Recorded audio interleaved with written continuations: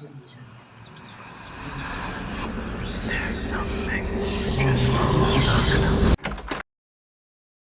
most merciful thing in the world, I think, is the inability of the human mind to correlate all its contents.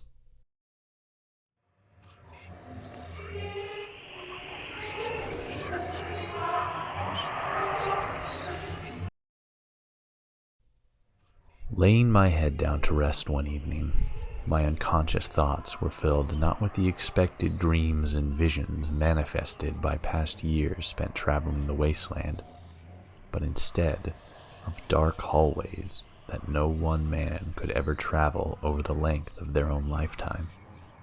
Rooms that seemingly shift when going unseen by the light of observation, and in turn darken and rot for some unseen or perhaps unrealized reasoning.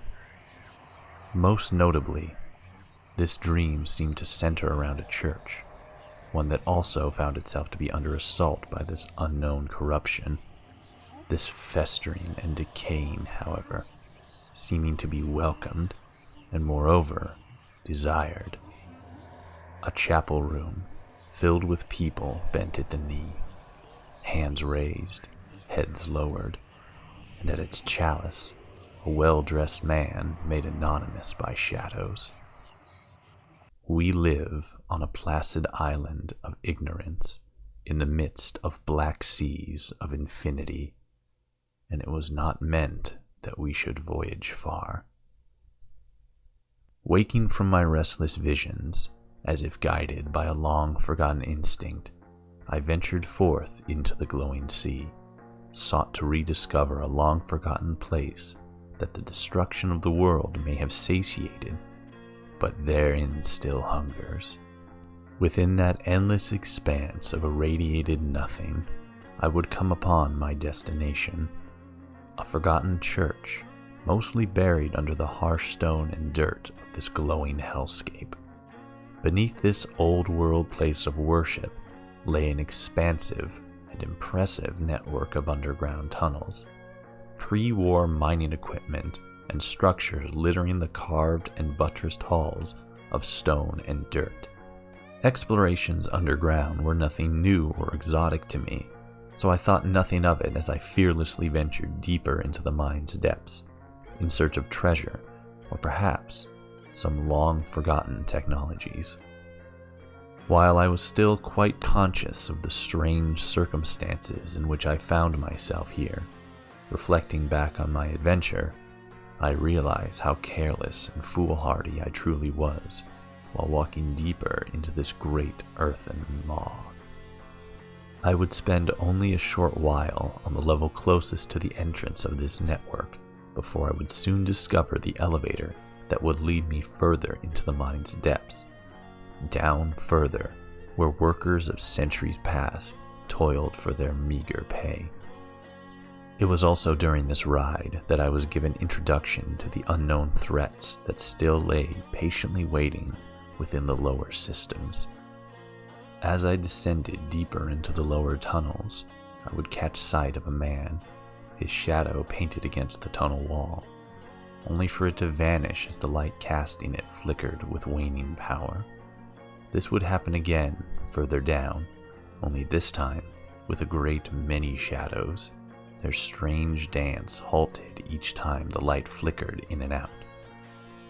As these strange shadows called my attention to the present, I was still unaware truly of what I could expect deeper down. These mines were not as devoid of life as I may have originally expected. This would become even more apparent as I stepped off the platform following its full descent, now able to hear the faint muffled whispers of voices from the other side of a heavy metal gate. Or perhaps they were inside my own head. The heavy metal gate moaned with derelict misuse as I commanded its opening, and for just a moment I thought that I had caught a glimpse of frantically moving shadows from beyond.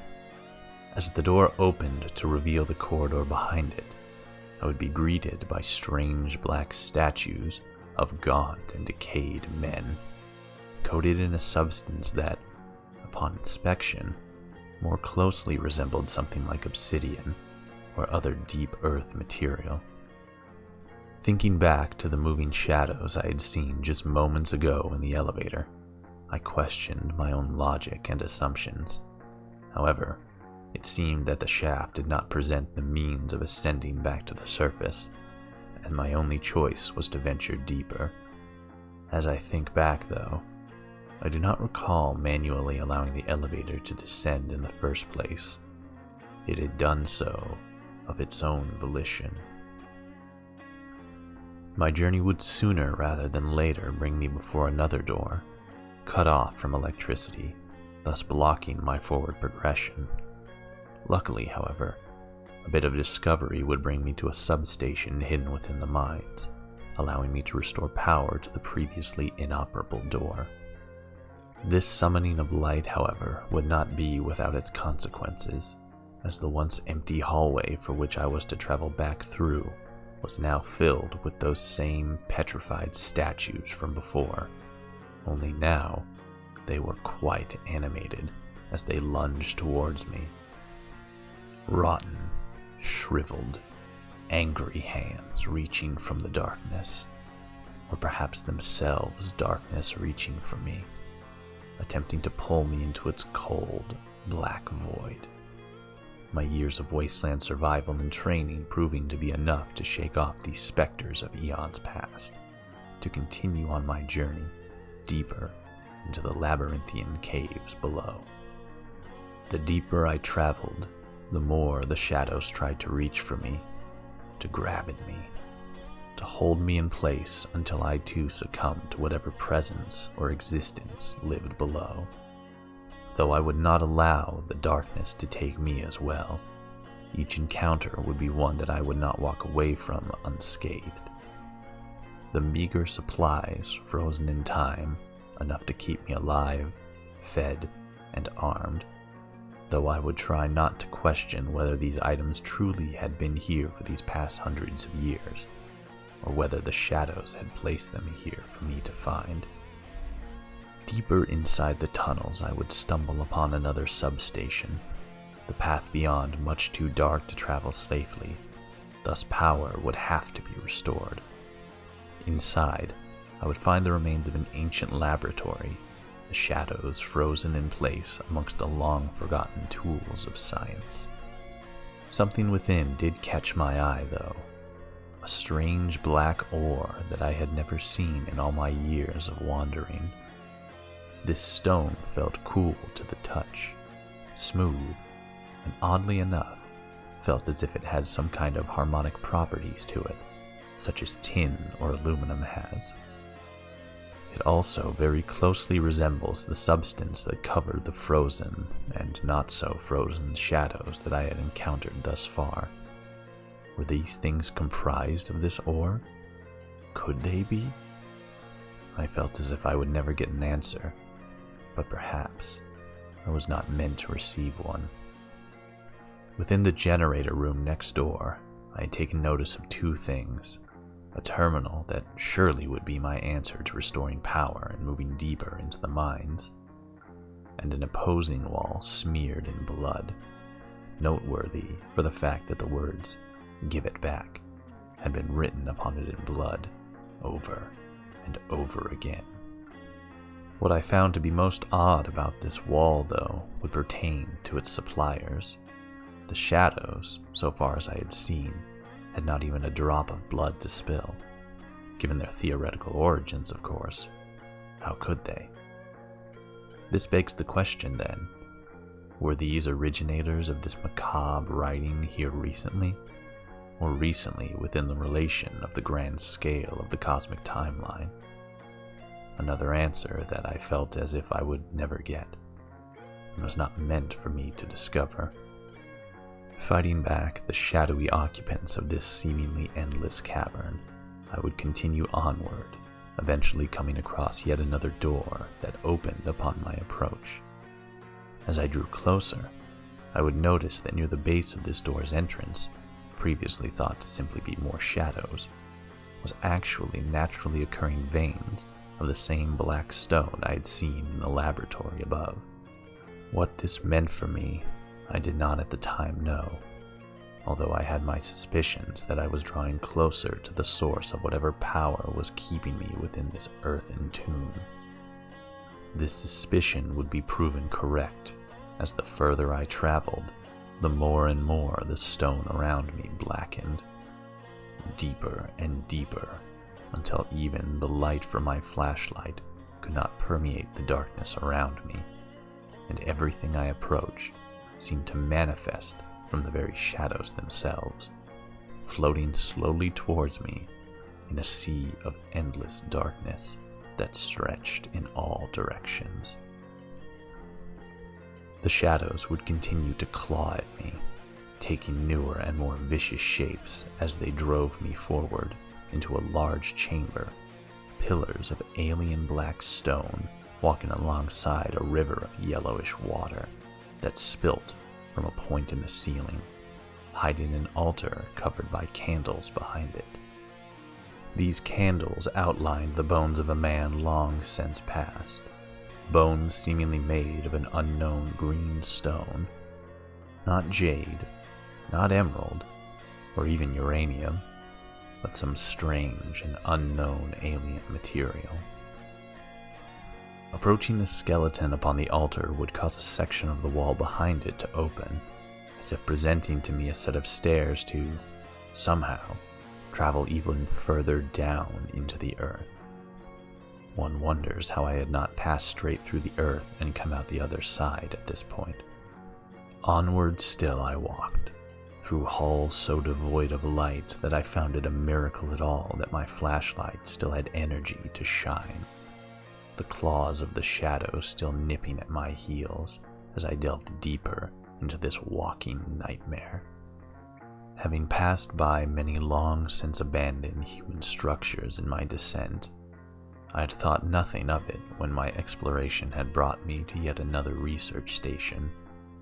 What had caught my eye, however, was that this one held up an ingot of mysterious origins, one that appeared to glow faintly, even in the shadows that seemed to devour all light as easily as I drew breath. Closer examination of this ingot would indicate that it may have been forged using the very same material I had seen further above, and what now seemed to be surrounding me in every direction.